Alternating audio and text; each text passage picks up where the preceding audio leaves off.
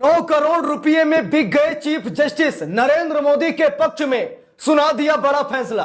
दोस्तों बड़ी खबर सामने आ गई है जहां पर सुप्रीम कोर्ट के वकील प्रशांत भूषण साहब ने बहुत बड़ा चौंकाने वाला खुलासा किया है। दोस्तों आप सभी को पता है कि नरेंद्र मोदी के मामले में हमारे देश की अदालतें, हमारे देश के तमाम बड़े बड़े जज, यहां तक कि सीजीआई तक नरेंद्र मोदी के खिलाफ नहीं जा रहे हैं। जब जब मांग की गई, जब जब देश ने सुप्रीम कोर्ट में यह मांग की कि नरेंद्र मोदी के काले कानूनों को रद्द कर दीजिए, नरेंद्र मोदी पर एक्शन ले लीजिए, नरेंद्र मोदी के इशारे पर नाचने वाले चुनाव आयोग पर एक्शन ले लीजिए, तब तब हमारे देश की अदालतों ने याचिका को खारिज किया है। क्या दोस्तों जज बिकते भी हैं?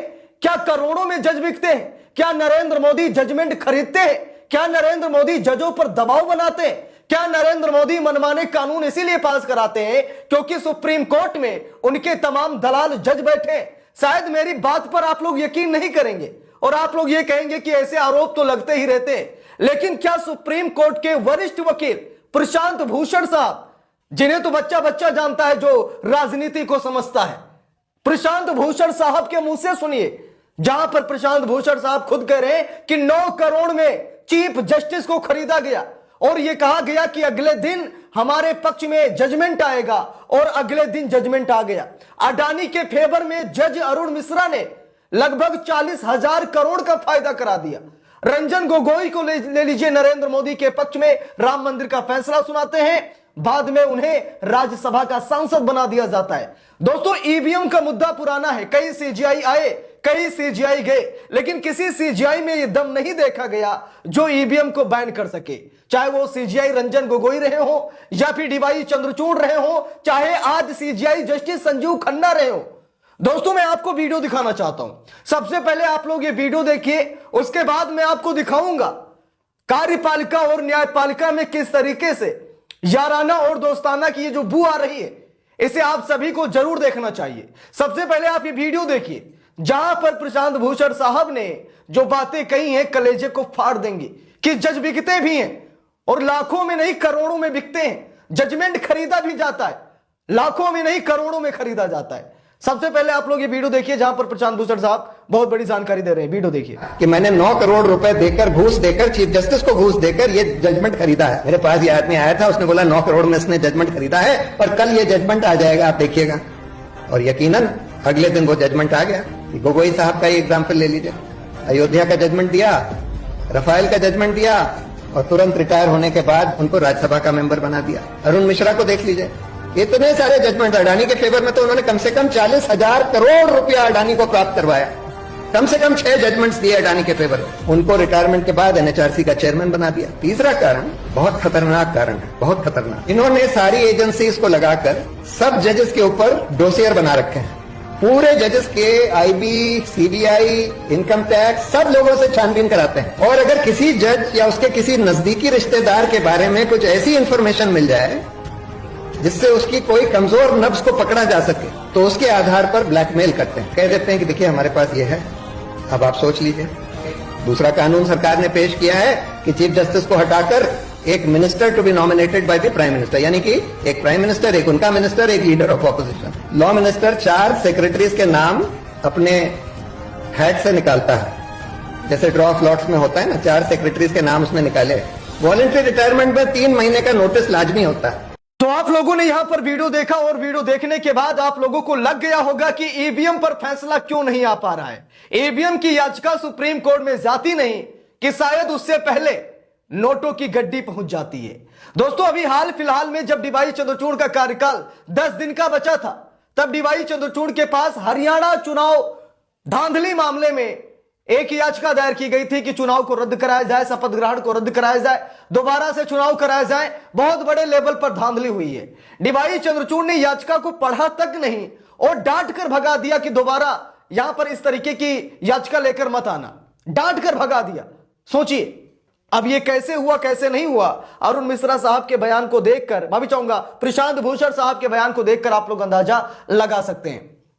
दोस्तों सीजीआई जस्टिस संजीव खन्ना के पास अभी हाल ही में नरेंद्र मोदी और चुनाव आयोग के खिलाफ एक मामला गया था, जिसमें याचिकाकर्ता ने कहा कि 2023 में प्रधानमंत्री नरेंद्र मोदी ने चुनाव आयोग को अपने अंडर में ले लिया था।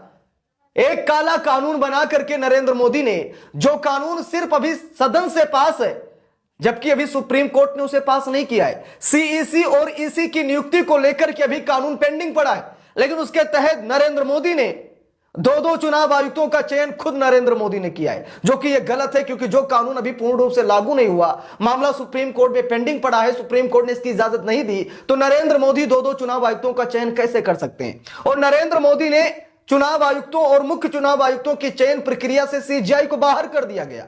यह मांग की गई कि सीजीआई को शामिल किया जाए, लेकिन न्यायमूर्ति सीजीआई जस्टिस संजीव खन्ना ने इस मामले की सुनवाई करने वाली बेंच से खुद को अलग कर लिया। जरा सोचिए, सीजीआई खन्ना ने कहा कि देखिए हम इस मामले की सुनवाई नहीं कर सकते, जनवरी में देखेंगे कि सुनवाई करना है या फिर नहीं करना है।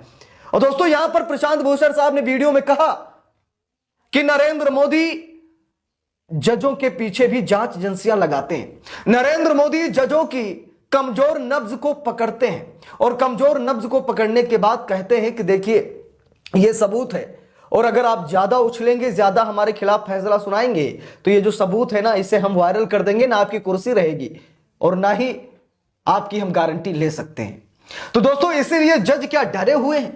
तरह तरह के सवाल हमारे देश की न्यायपालिका पर उठ रहे हैं, जो अभी तक कभी नहीं होता था। न्यायपालिका का फैसला सर्वोच्च होता था, पूरा देश मानता था, आज भी मानता है। लेकिन दोस्तों जब बात नरेंद्र मोदी और चुनाव आयोग की आई है, तो हम सभी ने देखा है, हम सभी ने सुना है कि हमारे देश की न्यायपालिकाएं नतीजे तक नहीं पहुंच पाई। चाहे वो चुनावी बॉन्ड का मामला हो, भले ही चुनावी बॉन्ड को डीवाई चंद्रचूड़ ने असंवैधानिक करार तो कर दिया, लेकिन डीवाई चंद्रचूड़ की भी हिम्मत नहीं पड़ी कि चुनावी बॉन्ड के जरिए कमाया गया ये काला पैसा, जबरन उगाही का पैसा धौंस दिखा करके ईडी सीबीआई के बदौलत इकट्ठा किया गया ये लाखों करोड़ों, इसे जब्त कर ले। डीवाई चंद्रचूड़ की भी हिम्मत नहीं पड़ी। मांग की गई कि एसआईटी की जांच करा दीजिए, दूध का दूध पानी का पानी हो जाएगा, लेकिन नहीं, कोई जांच भी नहीं कराई गई। यहां तक कि वित्त मंत्री निर्मला सीतारमण पर एफआईआर का आदेश कोर्ट ने दे दिया, लेकिन बाद में हाई कोर्ट का बयान आता, हाई कोर्ट का डिसीजन आता है कि भाई वित्त मंत्री पर कोई कार्रवाई नहीं होगी। तो यानी कि एक कोशिश तो करता है कि इन्हें दबोचा जाए, लेकिन जो ऊपर बैठे ना ये बचा लेते हैं। तो क्या दोस्तों ऐसा ही कुछ है। यहां पर प्रशांत भूषण साहब ने जो बातें कही हैं, आप लोगों को क्या लगता है कि यह सही है या फिर गलत है, और ये ईवीएम नामक बीमारी खत्म होनी चाहिए देश से या फिर नहीं, ये भी मैं आप लोगों से पूछ रहा हूं। आप लोग कमेंट करके जरूर बताइएगा। अगर आप किसी बड़े आंदोलन में हिस्सा नहीं ले सकते, आपकी कोई मजबूरी है, तो हम जैसे जो लोग हैं जो अक्सर कंटेंट आप लोगों के बीच में लाते हैं, तो आप लोग कमेंट कर दिया करें। अगर आप कमेंट करते हैं तब भी लगता है कि हाँ आप ईवीएम के खिलाफ हैं, तो आप लोग कमेंट करके जरूर बता